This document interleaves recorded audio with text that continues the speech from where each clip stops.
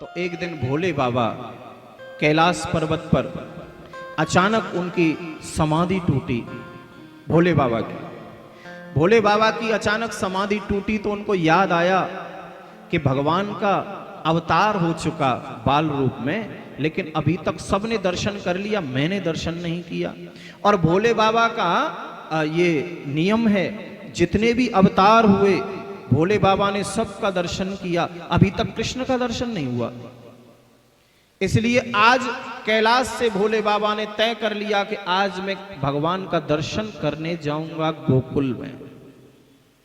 भोले बाबा ने तय कर लिया, अपना भेष चेंज किया, क्योंकि जानते हैं अगर मैं यशोदा मैया के पास गया और यशोदा मैया है भोली भाली, मेरे इस स्वरूप को जब देखेगी तो लाला का दर्शन कराएगी नहीं, डर जाएगी। क्योंकि भोले बाबा का स्वरूप सबसे विचित्र है।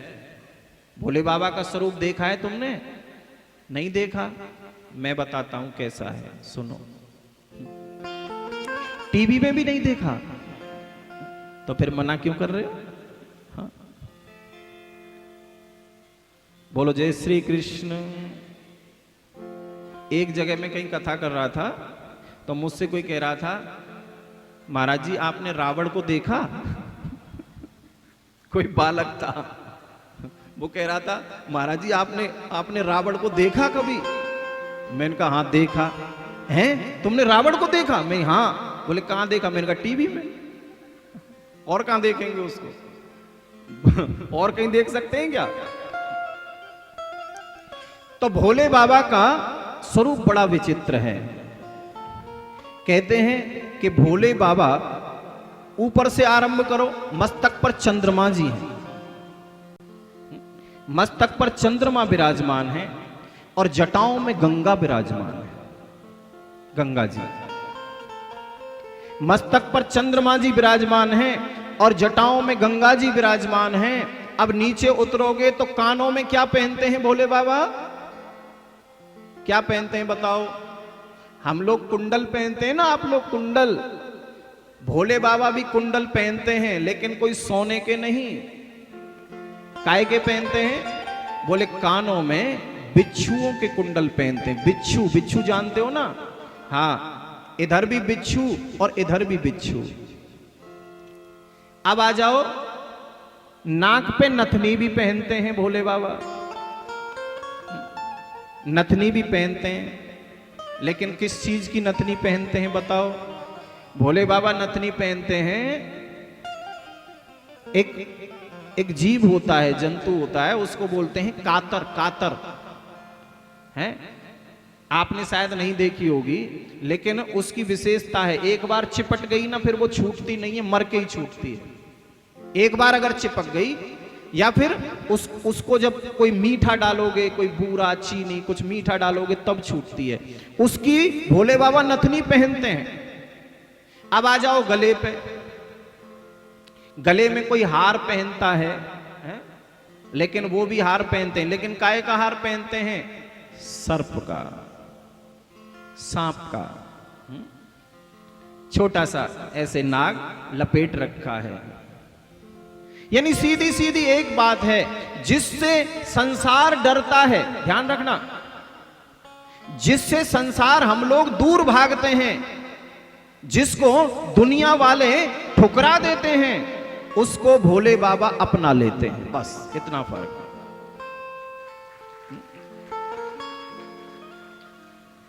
उसी को अपनाते हैं जिसका कोई नहीं है। इसीलिए वो देव नहीं है, उनको कहा है महादेव। वो महादेव हैं।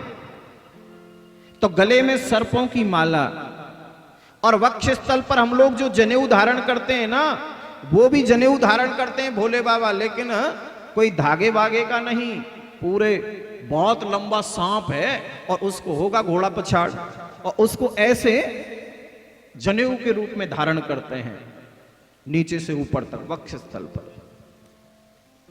यहां पे कंगन पहनते हैं छोटे छोटे, एक छोटा सा सांप इधर लिया, एक छोटा सा इधर लिया, दोनों यहां लपेट लिए।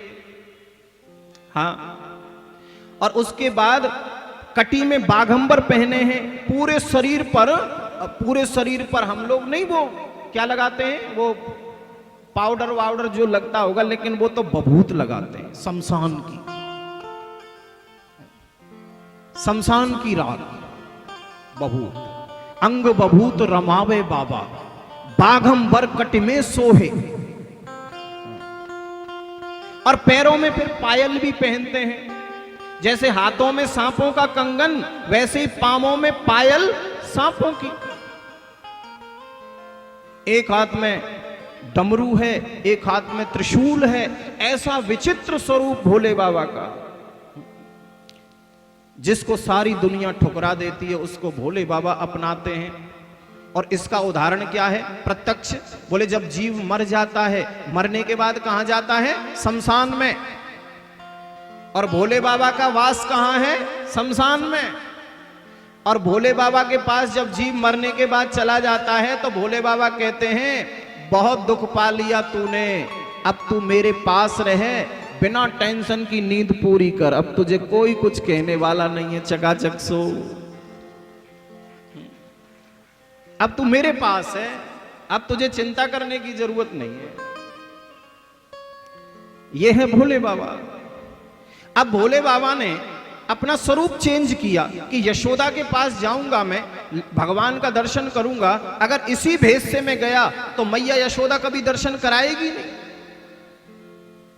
लेकिन कितना भी भेष बदलें, सांपों को तो त्याग नहीं सकते। और चीजें तो उन्होंने छुपा दुपा दी, लेकिन सर्पों को कैसे छुपाएं? गले में सर्प लटक रहा है। और सीधे चल दिए गोकुल में। और गोकुल में जब पहुंचे, मैया यशोदा पूजा कर रही थी। सुबह सुबह लाला पलना में सो रहे आंगन में, और मैया यशोदा पूजा कर रही थी। और भोले बाबा ने जाकर के शंख बजाया। जैसे ही शंख बजाया तो मैया दौड़ी दौड़ी आई। वो एक भजन है ना कि बाबा मत शंख बजावे, दौड़ी दौड़ी आई। भोले मत शंख बजावे, पूजू तेरे पाँव रे, पालना में सोवे मेरो, जग जाए गोलाल रे। बोले बाबा ऐसे हाथ जोड़ लिए, शंख मत बजाओ, क्योंकि मैंने जैसे तैसे लाला को सुलायो है। अगर वो जाग गए हो तो मैं पूजा भी नहीं करने देगो। हाँ, शंख मत बजाओ। मैया यशोदा पूजा को छोड़ करके भोले बाबा के पास आ गई, क्योंकि समझ गई कोई बाबा आयो है, कछु मांग भी आयो है। और ये नियम है, अगर आप पूजा कर रहे हो भगवान की भी, और कोई द्वार पर कोई साधु आ जाए, कोई संत आ जाए, हमारे गुरु आ जाए, तो आप पूजा को विश्राम करके पहले उनसे मिलो जाके। हरि पूजा हूं छोड़ के संतन मिलिए जाए। और मैया यशोदा ने यही किया। पहले भोले बाबा के पास आई और ऐसे हाथ जोड़ लिए, बाबा कृपया शंख मत बजाओ। क्यों मैया? क्योंकि लाला जग जाएगो मेरो, और अगर लाला जग गयो तो कुछ काम नहीं करने देगो, बड़ो बदमाश है मेरो लाला। हाँ, भोले बाबा ने कहा ठीक है मैया, नहीं बजाता। भोले बाबा ने शंख बजाना बंद कर दिया। क्या चाहिए बाबा आपको? बताओ क्या चाहिए?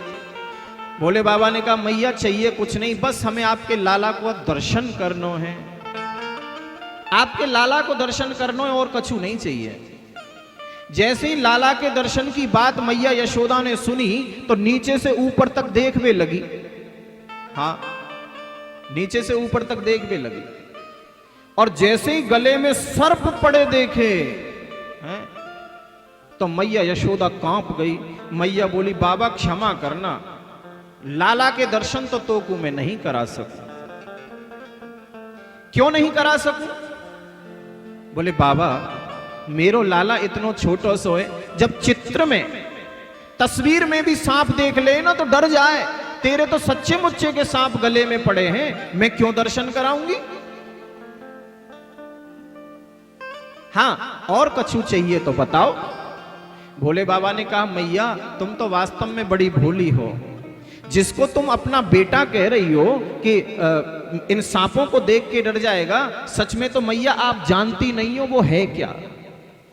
तुम इन सांपों की बात करती हो, वो तो हजारों फनों वाले शेष नाग के ऊपर शयन करता है, वो इन सांपों से डरेगा। अरे मैया वो तो पूर्ण ब्रह्म परमात्मा है। मैया सोदा सोच पे लगी, अब समझ में आई है, अब बाबा के दिमाग में कछु चक्कर है, ये भूलते दूसरे घर में आए गो है। मैया बोली बाबा मोकू तो ऐसो लगे तू गलत एड्रेस पे आ गो है, हाँ गलत पते पे आ गो है। भोले बाबा ने कहा मैया हम सच कह रहे हैं, हम कोई गलत पते पे नहीं आए, आपका लाला जो हम बता रहे हैं वही है। यशोदा बोली देख बाबा सीधी सीधी बात कर, तो को कहा चाहिए, इतनो समय ना है, मैं पूजा छोड़ के आई हूं, चाहिए क्या? भूख लगी है तो मैं अपने हाथों से तुम्हारे ताई 56 भोग बना के खिला दूंगी, प्यास लगी है तो जल लेके आऊं, आप पे कपड़े नहीं हो तो आपके लिए मैं भर भर के बोरी कपड़े दे दूं, हाँ। और नहीं तो बाबा एक काम करूं, ये त्रिशूल है ना जो तुम्हारे हाथ में है, ये जरा पुराना हो गया है, ऐसा करती हूं चांदी का त्रिशूल बनवा के दे दूं तुम्हें, और अगर सोना चाहिए तो सोना दान में ले जाओ, चांदी चाहिए तो चांदी दान में ले जाओ, पर मैं तुमको लाला के दर्शन नहीं करा सकता, ये ही ना कर सकता। भोले बाबा ने कहा देख मैया हमारे गुरुजी का आदेश हुआ है, अगर हम यहां से जब तक दर्शन नहीं करेंगे तुम्हारे लाला का, हम यहां से हिलेंगे भी नहीं, ये हमारे गुरु का आदेश है। मैया बोली चाहे गुरु का आदेश हो चाहे किसी का आदेश हो, हम दर्शन नहीं कराएंगी तो नहीं कराएंगी। भोले बाबा ने कहा कि मैया मैंने मैया तो बहुत देखी, पर तुम्हारे जैसी हटी मैया नहीं देखी आज तक। यशोदा बोली कि बाबा मैंने भी बाबा बहुत देखे, पर तेरे जैसो जिद्दी बाबा मैंने भी ना देखो आज तक। हाँ ये क्या जिद है कि दर्शन करके ही जाएंगे। भोले बाबा ने कहा देख मैया सीधी सीधी बात है, अगर तुमने हमको दर्शन नहीं करायो तो हम एक काम करेंगे। क्या? बोले 12 वर्ष की धूनी तुम्हारे दरवाजे पे ही रमा लेंगे, कभी तो लाला को बाहर निकालोगी, हम तो दर्शन करके फिर चले जाएंगे। मैया बोली देख बाबा मेरे महल में 15 द्वार हैं, तुम या दरवाजे पे बैठोगे, मैं दूसरे दरवाजे से लाला को बाहर ले जायो करूंगी, हाँ पर तो को दर्शन नहीं कराऊंगी। भोले बाबा निराश हो गए, दुखी हो गए और निराश होकर के जाने लगे कि ये मैया दर्शन नहीं कराएगी। और जब जाने लगे तो आंगन में जहां भगवान सो रहे थे, एक दृष्टि डाली भगवान के ऊपर दूर से, और मन ही मन कह दिया भोले बाबा ने कि वाह रे गोविंद, हम इतनी दूर से आपका दर्शन करने के लिए आए हैं और आपको हमारी जरा भी चिंता नहीं है, जरा भी परवाह नहीं है। बस इतना कहा भोले बाबा ने, और कुछ दूर जाकर के धूनी रमा करके भोले बाबा बैठ गए। भगवान सुखदेव कह रहे हैं जैसे ही भोले बाबा गए हैं और वैसे ही भगवान ने रोना शुरू कर दिया। हाँ रोने लगे और बड़ी जोर जोर से रोने लगे। जैसे ही भगवान रोने लगे तो मैया गई दौड़ी दौड़ी लाला के पास, लाला को पलना में से उठायो, दूध पिलाने लगी लेकिन दूध नहीं पी रहे, झूला झुलाने लगी फिर भी चुप नहीं है रहे, खिलौने पटक दिए लाके खेल भी नहीं रहे। मैया को चिंता हो गई। जब ज्यादा रोने लगे तो अड़ोस पड़ोस की जितनी भी गोपियां नई नई सब आ गई। बोले मैया ये लाला काहे को रोवे? बोले बहन पतो ही ना जाने का है वो अचानक, ये तो रोवे ही रोवे, चुप है ही नहीं रहे हो। गोपियां बोली कि आज कोई घर में आयो का तुम्हारे महल में? बोले हाँ आयो तो होते हो एक श्यापन बारो बाबा। बोले बस। यशोदा बोली अब मैं समझ गई, जब से वो बाबा गयो है तभी से लाला रो रो है। हाँ पक्की नजर लगाएगा वो, हाँ पक्की वो ही गड़बड़ कर गो, तभी से लाला रो गए।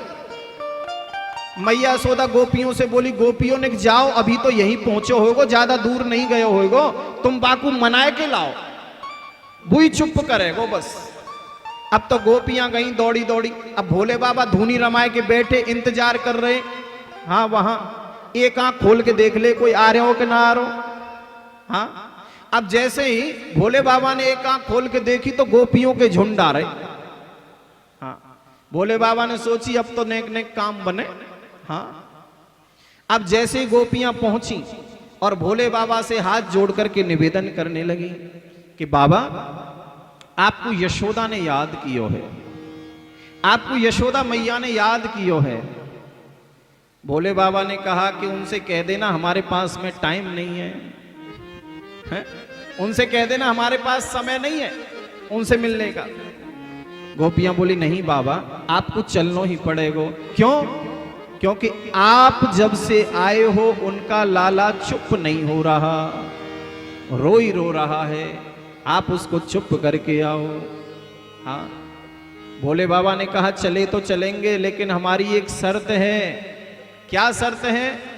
बोले हम लाला को अब दर्शन नहीं करेंगे, अब तो लाला को अपनी गोदी में लेके खिलाएंगे। अगर ये शर्त मंजूर है तो चले, नहीं मंजूर है तो नहीं चले। कि चल रे योगी नंद भवन में और तोहे यशोदा मात बुलावे, और बाके लाल को नजर लगी है तो पेराई लोन करावे। भोले बाबा से गोपियों ने कहा कि ठीक है बाबा आप जो कहोगे वही होगा, लेकिन चलिए आप। और भोले बाबा सीधे चल दिए। तो देखो यशोदा मैया गोदी में लेके खड़ी लाला को, इंतजार कर रही कब बाबा आवे, कब बाबा आवे। और जैसे ही भोले बाबा पहुंचे तो यशोदा के नेत्रों में खुशी की चमक और कहने लगी बाबा आ गए हो तू? हाँ आ गए हो। देखियो बाबा जब से आप गए हो तब से लाला रोवे ही रोवे। भोले बाबा ने कहा अभी चुप किए देता हूं, लाओ लाओ गोदी में। अब जैसे ही हाथ बढ़ाए भोले बाबा ने तो यशोदा ने कहा बाबा ये दूर ते चुप ना है सके, गोदी में लेना जरूरी है। बोले बिल्कुल जरूरी है, ये दूर से चुप नहीं होगा, गोदी में लेना ही होगा। अच्छा यशोदा बोली वो तो ठीक है, लेकिन पहले या सांप के मुंह तो परे को कर ले पीछे को, ये आ गई लप लपा रो। हाँ गड़बड़ है जाएगी, बुढ़ापे में लाला पाया हो मैंने।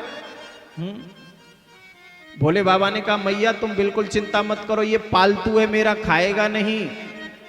मैया बोली हाँ अच्छा तेरो ही तो पालतू है, मेरे लाला को पालतू थोड़ा ही है। हाँ गड़बड़ है जाएगी। और भोले बाबा ने सर्प के मुंह को पीछे कर दिया और पीछे करके बोले लाओ।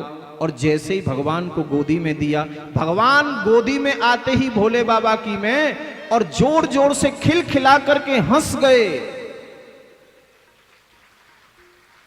खिलखिला करके हंस पड़े। और जैसे ही भगवान हंसने लगे यशोदा बोली बाबा अब बस, अब दे दे, ला अब दे, अब एगो काम अब दे दे। और जैसे ही यशोदा को दिया भोले बाबा ने भगवान को, और यशोदा की गोदी में आते ही भगवान फिर रोने लग गए। यशोदा मैया की गोदी में आते हैं तो रोने लग जाते हैं, भोले बाबा की गोदी में जाते हैं तो हंसने लग जाते हैं। मैया बोली बाबा मोए तो ऐसा लगे तो पे कछु जादू आवे। हाँ कोई ना कोई जादू आवे तो बाबा कोई ऐसा मंत्र फूंक दे, कोई ऐसा काम कर दे कि मेरा लाला जीवन में कभी रोवे ना। भोले बाबा ने कहा मैया जरूर ऐसा ही होगा, लेकिन मेरे इसके लिए आपको एक काम करना पड़ेगा। क्या? बोले आपको अपने महल के आंगन में मेरे नाम का एक मंदिर बनवाना पड़ेगा और मुझे उस जगह पर स्थान देना। मेरा स्थान वहां होना चाहिए जिस स्थान पर आप लाला को स्नान करायो करें, और लाला के स्नान को जो जल है, जो चरणामृत है, वो मेरे सिर के ऊपर से निकलो करे, वो मेरे सिर के ऊपर से बहो करे, ऐसी जगह पे मुझे स्थान देना।